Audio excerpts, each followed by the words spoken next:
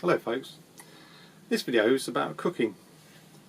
Now I suppose most people's idyll of people cooking in narrowboats or log cabins for that matter is a nice stove, wood fired, blaring away with a frying pan or a kettle or something boiling, and yeah, in the winter that's exactly how it is, and it's just as wonderful as you can imagine.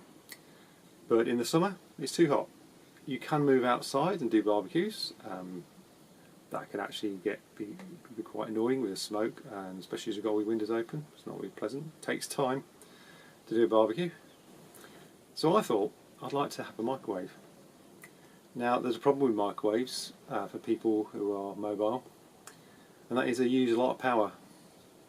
You need a large inverter, you need a lot of batteries to support the current, and it's quite expensive to set up. That's because traditional microwaves don't have a low power setting.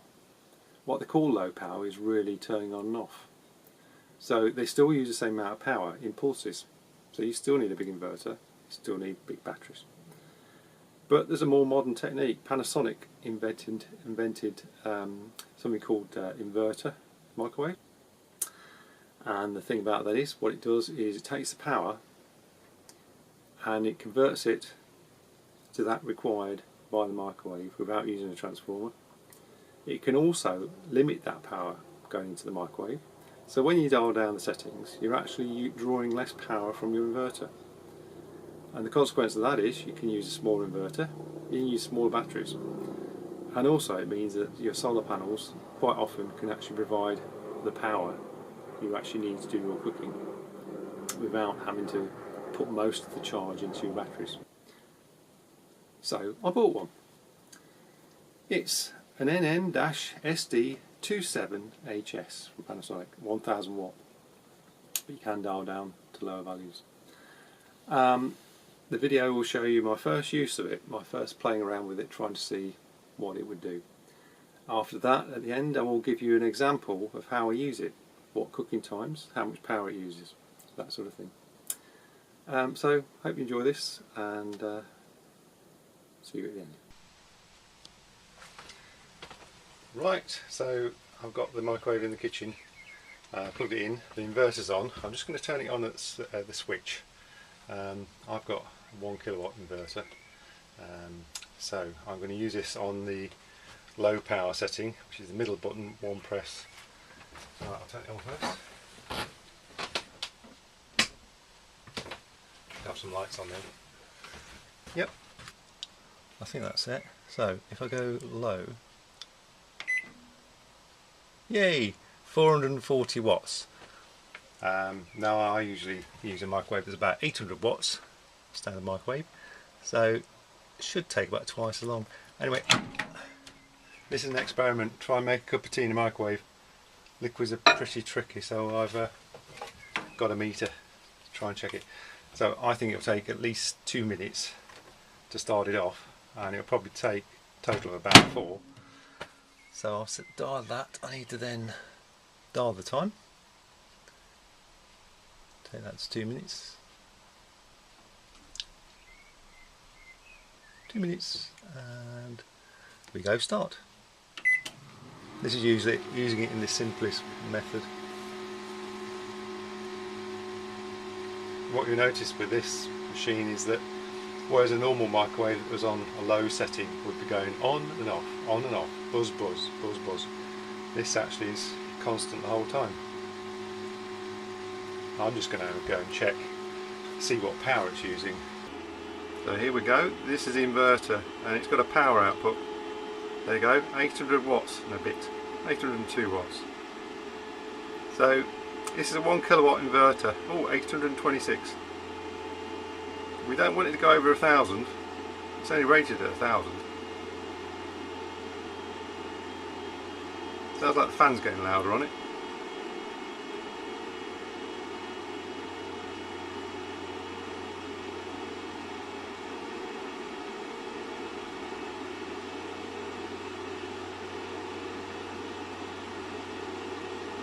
So it's taking 826 watts. Let's see what the solar panel's giving out now. The microwave's just finished its 2 minutes. The power from the panel was 218. It was slightly more than that a minute ago because the microwave's cut out. The inverter's not actually doing very much at the moment. Before, I should have showed you what the solar panel was doing before we started, because even though it's incredibly bright and sunny and pointing quite a good direction for the sun, the panel was only giving out about 24 watts because the batteries were fully charged. So the panel's actually getting some energy now, which was just being wasted before. So that's good. So let's get the cup out and see if it's any warmer. Ooh, that's quite hot. That is quite hot. Ooh, not so bad. I don't know if you can see that in focus. Let's have a look. 61 degrees. We're getting there. Not hot enough for a cup of tea. But let's give it another.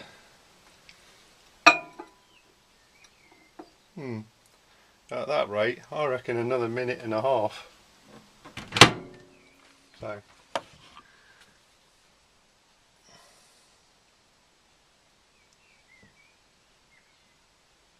I'm not sure whether it still remembers what setting power it is, so I'll just make sure it knows. Yeah. I think it probably would have resetted to the maximum, which wouldn't have done my inverter much good. I'd like a preference where you could lock out the highest energy setting if you're using it in a caravan or a boat. I think that'd be a good improvement on Panasonic's part, if they could actually put a limiter on it so you could set it as a preset, so when it comes on it stays at a low setting. Let's have a look. I can hear the fans on the microwave now. What's it like? Okay, so a minute and a half.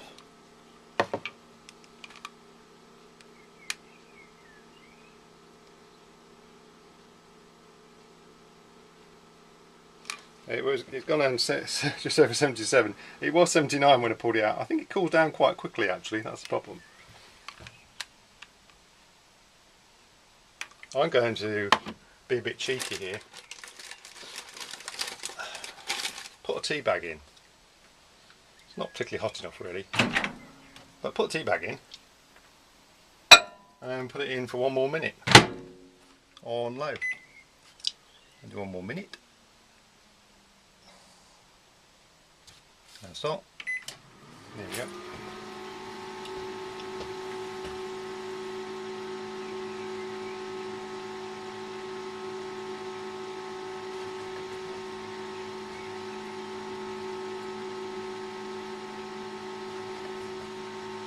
Can't really see in that because of the reflection. I'm trying to close the curtain a bit. You can see the mug going round. That's better. You can see the mug. The mug shot.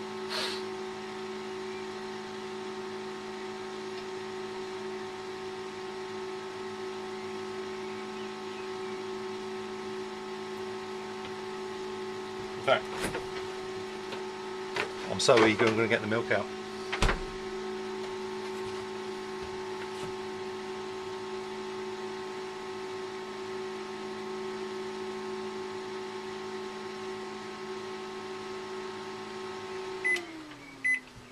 Go.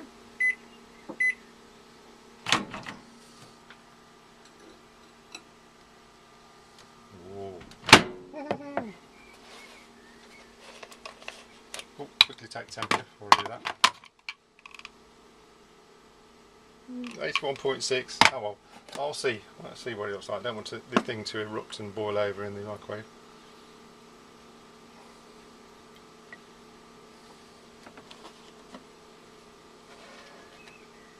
I mean, I've used these ever hot taps you get in places to make cups of tea. I know for a fact they're not 100% boiling. They don't come out boiling and steaming. And they make half decent cups of tea.